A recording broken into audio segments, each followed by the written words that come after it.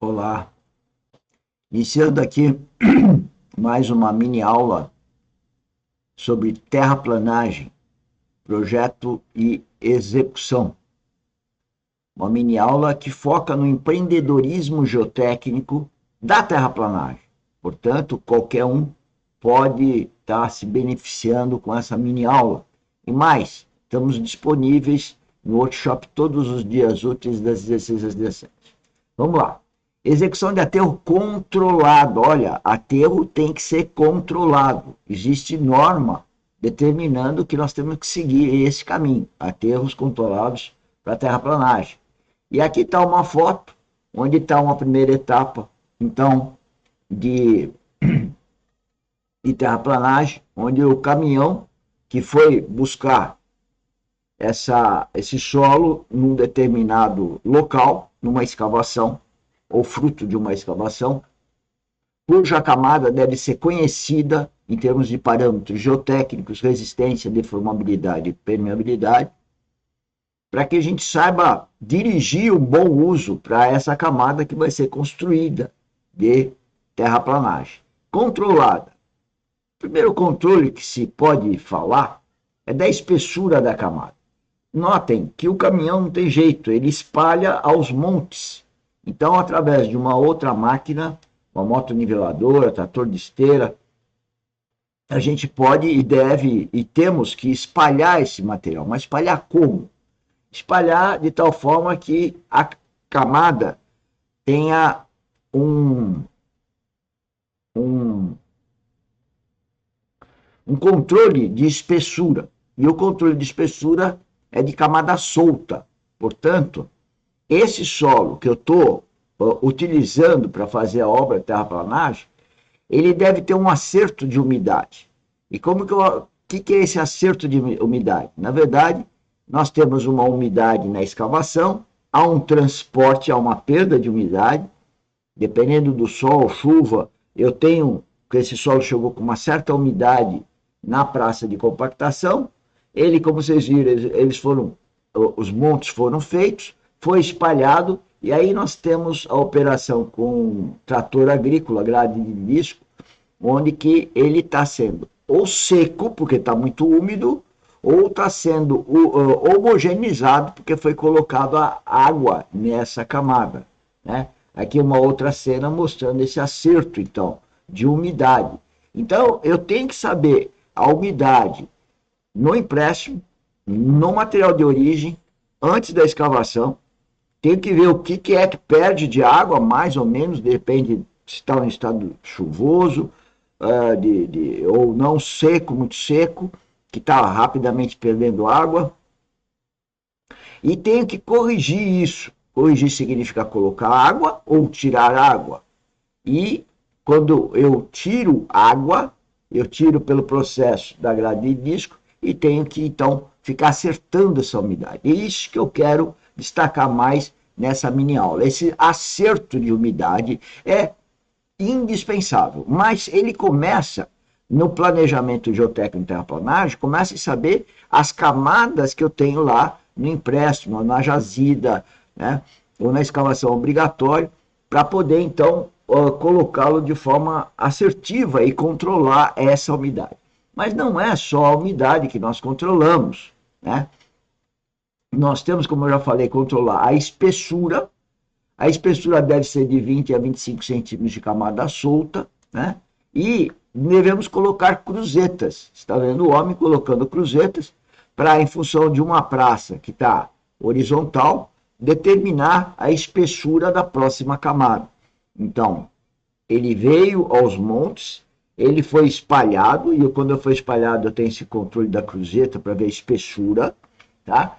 Eu acerto a umidade, acerto a geometria, vou acertar o número de passadas do rolo compactador, tudo é controlado. É isso que eu quero destacar nessa mini aula. Tá?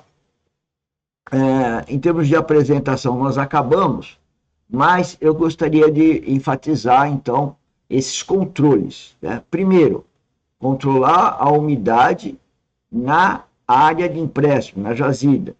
Verificar se no transporte estou perdendo mais ou menos umidade. né, para que eu controle essa umidade na terra. Mas eu falei controlar a umidade para daqui umidade. Faltou eu falar uma coisa, que é a umidade ótima do ensaio de Proctor normal. Eu não falei sobre isso, eu falhei.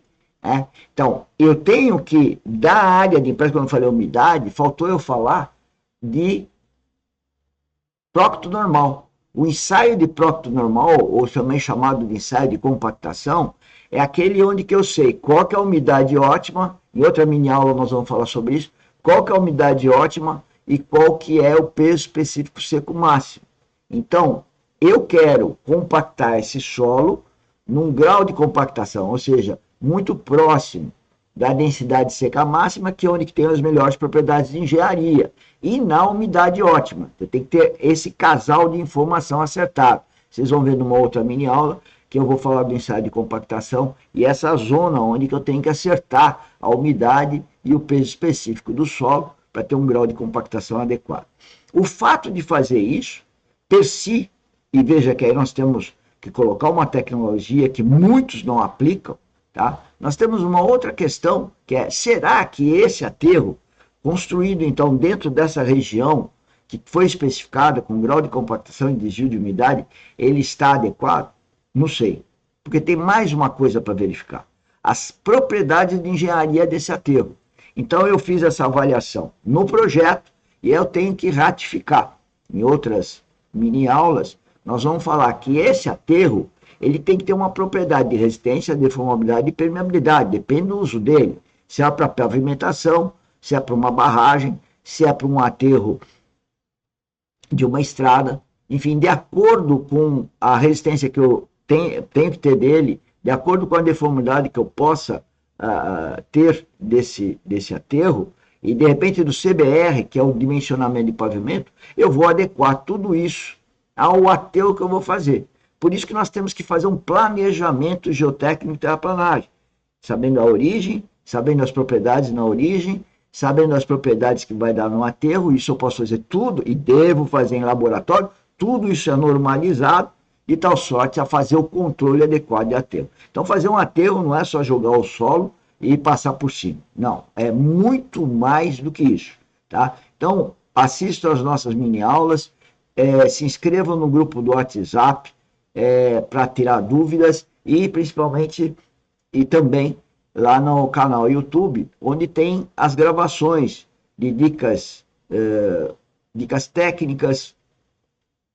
Temos os mini treinamentos do empreendedorismo geotécnico e as mini aulas de terraplanagem. Então, se você pegar as mini aulas que todos os dias a gente está postando uma mini aula de 10 minutos, nós vamos formando um conhecimento e eu disponho todo dia dias úteis para poder recebê-los lá na plataforma Teams, numa reunião, eu chamo de workshop, para tirar as dúvidas disso daí, tá bom? Então, é isso que a gente pode fazer de melhor nesse momento, que é colocar esses conceitos que aprendemos durante a nossa vida profissional, trazer um projeto de terraplanagem que não é geométrico, ele passa a ser geotécnico, e onde que nós desenvolvemos esses conhecimentos de controle tecnológico, de como controla geometricamente a camada, né? O número de passadas, que eu também não comentei hoje, o número de passadas, para verificar, então, se eu estou ajustando isso ao grau de compactação e desvio de umidade, mas é mais do que isso, é ter as propriedades de resistência, deformabilidade e permeabilidade adequada. Senhores, é isso. Nessa mini aula, o que eu tenho para expor para vocês, insisto, que participem lá do nosso canal YouTube, tem muito material para vocês verem. Conheçam os nossos mini treinamentos, que também estão lá nas playlists, sobre o empreendedorismo geotécnico. E vejam na descrição do vídeo, sempre temos também as atividades da Academia Dynamis, que eu gostaria que vocês participassem. As atividades ligam ao empreendedorismo geotécnico, que é questão verdadeiro e produtivista. Venham também fazer a gestão. Os nossos mini treinamentos têm 3 partes, é uma parte técnica de gestão e estudo da vida espiritual. Vem com a gente. Tchau.